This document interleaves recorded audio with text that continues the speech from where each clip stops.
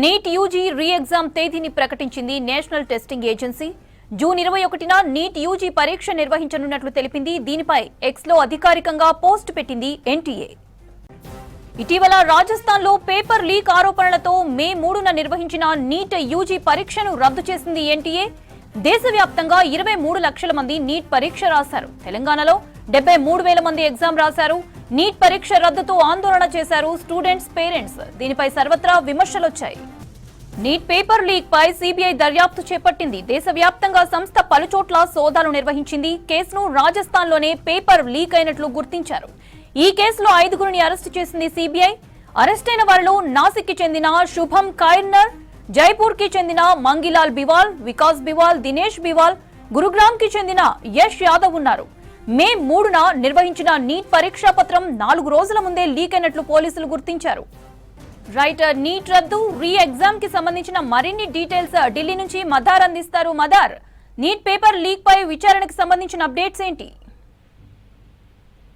మౌంతా ప్రస్తుతానికి సిబిఐ విచారణ అనేది కూడా కొనసాగిస్తా ఉంది. ఇప్పటికే 5గురిని అరెస్ట్ చేశారు. నిన్న 13వ తారీఖున 5గురిని అరెస్ట్ చేశారు. అంతకుముందు ఒక 2ని అదుపులోకి తీసుకున్నారు. మొత్తంగా 7 మంది ప్రస్తుతం సిబిఐకి సంబంధించినటువంటి కస్టడీలో ఉన్నారు.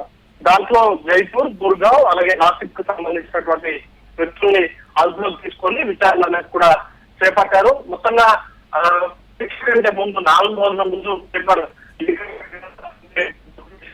ఇక వాట్సాప్ గ్రూపుల్లో కావచ్చు, టెలిగ్రామ్ గ్రూపుల్లో సర్క్యులేట్ చేసినటువంటి తీరు కావచ్చు, లేకపోతే రాజస్థాన్ కేంద్రంగా జరిగినటువంటి వ్యవహారానికి సంబంధించినటువంటి అంశాలపైన పూర్తి స్థాయిలో విచారణ అనేది కూడా చేపడుతున్నారు. ముఖ్యంగా ఎక్కడైతే సెంటర్స్, కోచింగ్ సెంటర్స్ అధికంగా ఉన్నాయో, కోచింగ్ సెంటర్ అబ్గా ఉందో ఆ ప్రాంతానికి సంబంధించినటువంటి వ్యక్తులు, ముఖ్యంగా కోచింగ్ సెంటర్ సంబంధించినటువంటి నిర్వాహకులు కావచ్చు, వారితో పాటు దాంట్లో ఉండేటువంటి కొంతమంది స్టూడెంట్స్ అన్ని కలిసి చేసినట్టుగా కూడా ప్రస్తుతానికి అయితే అనుమానాలు ఉన్నాయి. కొన్ని సెంటర్స్ కు సంబంధించినటువంటి విద్యార్థులకు గతంలో పరీక్షలు జరిగినటువంటి సందర్భంలో హైయెస్ట్ మార్క్స్ రావడం కావచ్చు, అన్నింటి వెనుక పేపర్ లీకేజీకి సంబంధించినటువంటి వ్యవహారం ఉందనేటువంటి అనుమానాలు కూడా ఉన్నాయి. వాటన్నిటిపై కూడా సమర్థంగా దర్యాప్తాన్ని కూడా చేపట్టేటువంటి అవకాశం ఉంది. ఇక నీట్ రీ ఎగ్జామ్ కు సంబంధించి కొద్దిసేపటి క్రితమే ఎన్టీఏ, నేషనల్ టెస్టింగ్ ఏజెన్సీ, ఒక అఫీషియల్ అప్డేట్ అనేది కూడా ఇచ్చింది.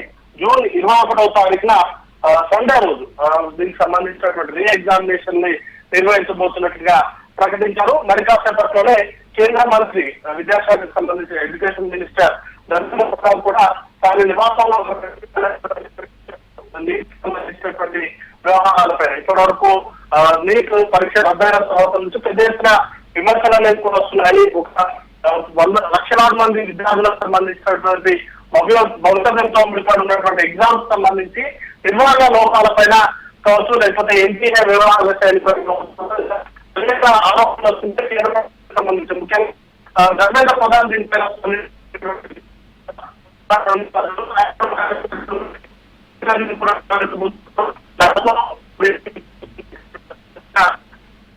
అవకాశం ఉంది. ఇక నీటికి సంబంధించి